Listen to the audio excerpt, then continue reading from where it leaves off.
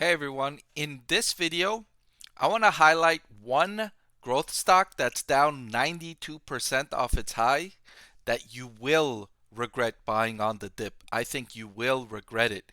The stock may look tempting. It may tempt you to say, hey, this is an opportunity to buy the dip. But I'm going to warn you in this video, and I'm going to highlight why I think that you will regret buying it on the dip. So, first, I'm going to highlight the company's financial metrics so you could see why the stock looks enticing.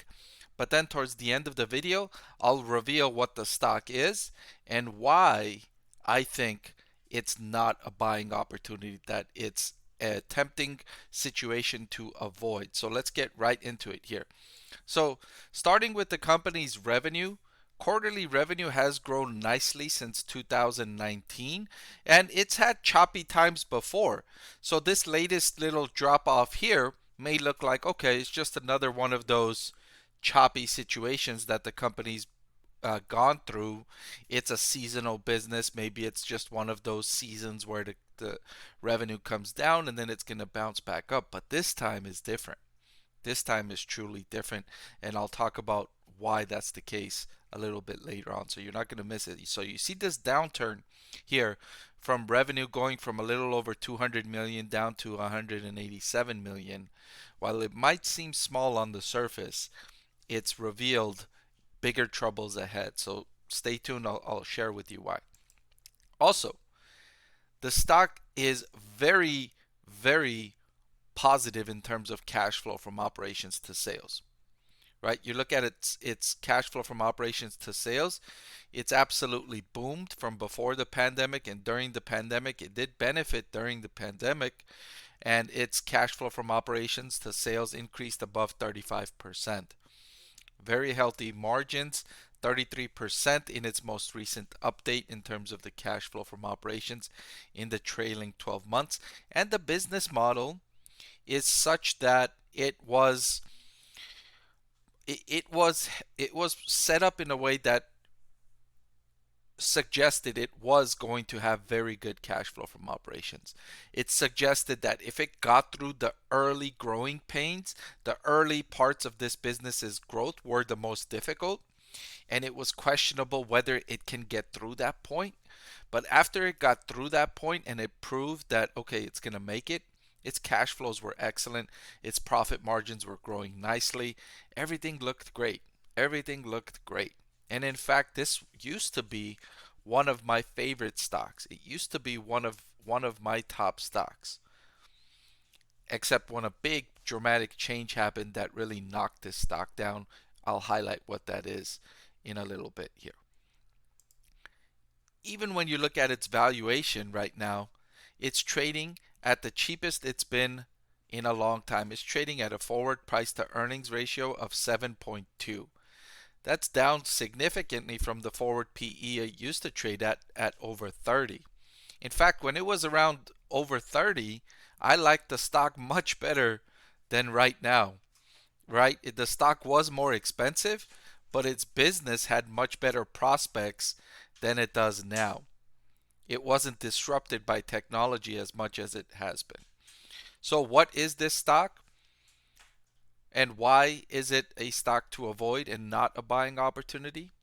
Well, the stock is Chegg, ticker symbol CHGG. It's an education technology company that used to be one of my top stocks to buy. Why is it no longer up there? Because of ChatGPT. Because of ChatGPT. It absolutely disrupted this business. Right?